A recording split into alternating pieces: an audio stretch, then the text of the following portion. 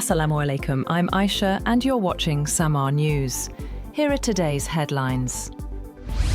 The Pakistan Air Force carries out intelligence-based airstrikes on terrorist hideouts in Afghanistan's Paktika and Nangarhar provinces, following recent suicide attacks inside Pakistan, targeting camps linked to the banned Tehreek-e-Taliban Pakistan, TTP, and Islamic State, Khorasan Province, ISKP. 7 terrorist camps were reportedly destroyed, and a commander identified as Akhtar was killed. Loud explosions were reported in the Bamal and Argun districts of Paktika and in Kogyani, Ghani-Kel, and Bajaur areas of Nangarhar. The strikes come after attacks in Islamabad, Bajaur, and Bannu, including an assault on an imambargah during Ramadan, which Pakistan alleges were orchestrated by Afghanistan-based TTP leadership. The Bajaur attack killed 11 soldiers, and 12 militants were later killed in a Pakistani response. Iran and the United States remain divided over the scope and mechanism of sanctions relief in exchange for limits on Tehran's nuclear program. A senior Iranian official said that while both sides are engaged, significant differences persist on how and when sanctions should be lifted. The official added that renewed talks are scheduled for early March, with the possibility of reaching an interim agreement. The U.S. Secret Service says its agents have shot and killed a man in his 20s after he attempted to breach a secure perimeter at Mar-A-Lago early Sunday. The agency said the man was carrying what appeared to be a shotgun and a fuel can when he approached the resort's north gate around 1:30 a.m. President Donald Trump was in Washington at the time. Authorities said the suspect's intentions remain unclear. U.S. President Donald Trump hosted state governors at a black-tie dinner at the White House, calling them essential partners in his agenda and ahead of the upcoming 250th anniversary of American independence. Defense Secretary Pete Hegseth led a prayer, and Vice President J.D. Vance also delivered remarks. The event coincided with the annual meeting of the National Governors Association, a gathering that traditionally includes sessions with cabinet officials and a White House dinner.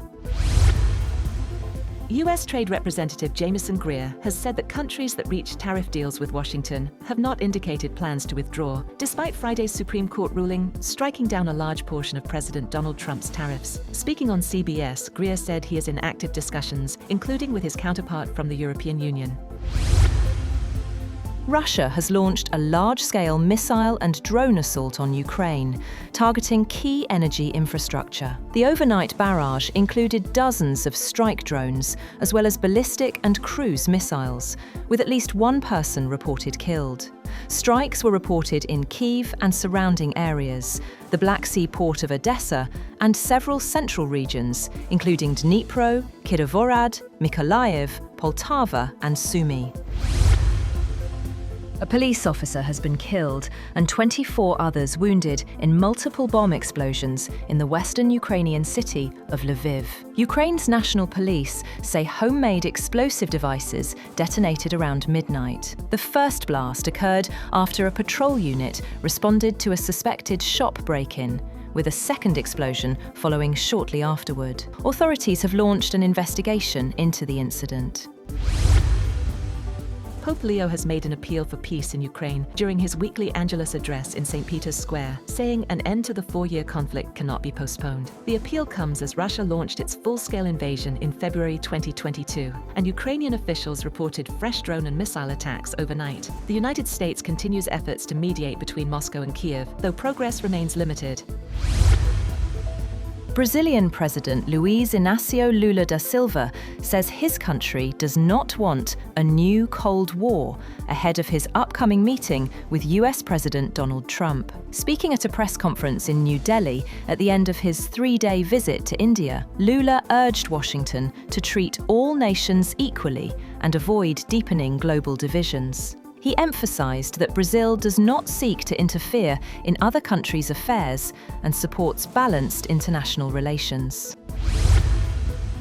Australia's government rejects reports that it is repatriating Australians held in a Syrian camp with families of suspected Islamic State militants. Home Affairs Minister Tony Burke said no official repatriation efforts are underway, and Prime Minister Anthony Albanese confirmed the government will not assist the group's return. The matter is politically sensitive amid rising support for right-wing, anti-immigration parties. Islamic State is classified as a terrorist organisation in Australia, with membership punishable by up to 25 years in prison. That's all for now. For more updates, visit www.samaa.tv. Thank you for watching Samaa News.